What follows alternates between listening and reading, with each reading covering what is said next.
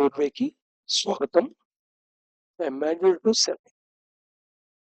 Present మాడ్యూల్లో మనం ఆసనాల పరిచయం తీసుకుంటున్నాం. At the same time depth వాచ్కి ఒక థాట్ని వర్చువలైజ్ చేస్తున్నాం.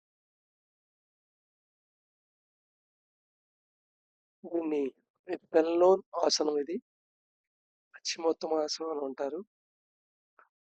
ఆసనాల్లో చాలా ఇంపార్టెంట్ ఆసనం కింద లెక్కిది. కూర్చొని వేసే ఆసనం. అయితే ఎంతవరకు కుదిరితే అంతవరకు చేయాలి. జర్క్స్ ఉండకూడదు. చేసేప్పుడు బియాండ్ యువర్ లిమిట్ చేయకూడదు. ఈ ఫోటోలో చూపించినట్టుగా పొట్టన వేళ్ళని పట్టుకొని చేయొచ్చు. ఆ పొజిషన్కి వచ్చేస్తే అరికాళ్ళ వెనకాల 2 చేతులు క్లాస్పింగ్ చేసి పట్టుకొని కూడా ఫర్దర్ ఎక్స్టెన్షన్ చేయొచ్చు. అయితే మరొకసారి చెప్తున్నాను, ఫోటోలు చూసి చేసేవి కావు ఆసనాలు అనేవి.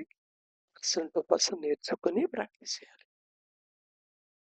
ఇప్పుడు డెప్త్ వాచింగ్లోకి వెళ్ళిపోదామా.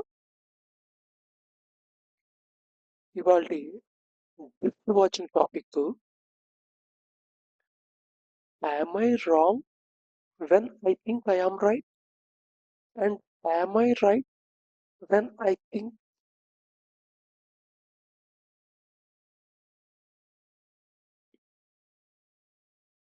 and considered do I am in the wrong. నేను తప్పు అనుకున్నప్పుడు, తప్పు అనుకుని నేను ఆలోచిస్తున్నప్పుడు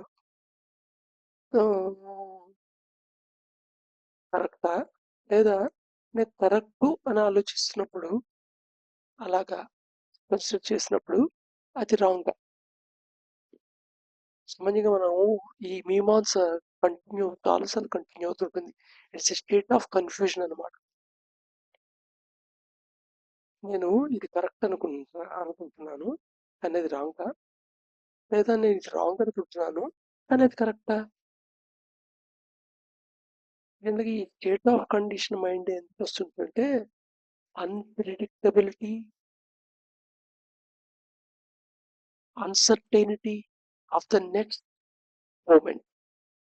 తర్వాత క్షణంలో ఏం జరుగుతుందో ఎవరికి తెలియదు కాబట్టి to happen something, so many factors gang up అయి జరగాలి కాబట్టి ఈ కన్ఫ్యూజన్ స్టేట్ ఉంటూ ఉంటుంది. బట్ యాక్చువల్గా consciousness is a source of all knowledge. దానికి కన్ఫ్యూజన్ ఉంటుంది, అది ఎప్పుడు క్లారిటీగానే ఉంటుంది. సో ఈ కన్ఫ్యూజన్ స్టేట్ ఇట్ సెల్ఫ్ ఎప్పుడైనా లోపల థాట్ రూపంలో వస్తుందంటే అది ఇండికేషన్ అనమాట. ఇంకా కాన్షియస్నెస్ హ్యాస్ టు అక్యుములేట్ అని. కాన్షియస్నెస్ ఎలా అక్యుములేట్ అవుతుంది? కేవలం అవేర్నెస్ అక్యుములేషన్ తోనే. అవేర్నెస్ చాలా క్వాంటిటీ ఉంటే అది కాన్షియస్నెస్ ఒక డ్రాప్ కి సమానం, అలా ఉంటుంది అనమాట. ఎలాగో అవేర్నెస్ ఎక్సర్సైజ్లు కూడా వస్తాయి. ప్రస్తుతాన్ని మటుకు డెప్త్ వాచింగ్ చేయండి. Let us this very thought for serious thinking as our mind subject for about 15 to 30 minutes and note down the drifts of the mind. So ఇక్కడ ఇది మైండ్ థాట్ కింద దీని గురించి ఆలోచించడానికి ప్రయత్నం చేయండి. దీని గురించి ఎంత విజ్ఞానం ఉన్నది, ఎంత మనకు తెలుసు అనేది ఇంపార్టెంట్ కాదు. బట్ ఇది థాట్ చేయడానికి ప్రయత్నం చేస్తున్నప్పుడు, దీన్ని ఆలోచించడానికి, ఈ సెంటెన్స్ గురించి ఆలోచించడానికి ప్రయత్నం చేస్తున్నప్పుడు దీనికి సంబంధించకుండా ఏ థాట్స్లోకి మీరు వెళ్ళిపోతున్నారు అంటే, మనం ఈ పని చేయాలనుకుంటున్నాం, థాట్ దీని గురించి ఆలోచించాలనుకుంటున్నాం, కానీ ఇంకేదో థాట్ ఇంట్రూడ్ అయి వస్తుంది మన సబ్ కాన్షియస్ లోంచి లేదా కాన్షియస్ లోంచి. సో దాని యొక్క మ్యాగ్నెటిక్ పాయింట్ ఏమిటి? దాని మ్యాగ్నెటిక్ పాయింట్ ఏంటి?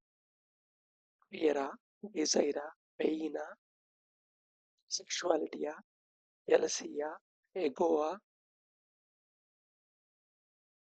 హేటా, డిసీటా, ఇరిటేషనా? ఏ మ్యాగ్నెటిక్ పాయింట్ నుంచి వస్తుంది? అవి నోట్ చేసుకోవాలన్నమాట.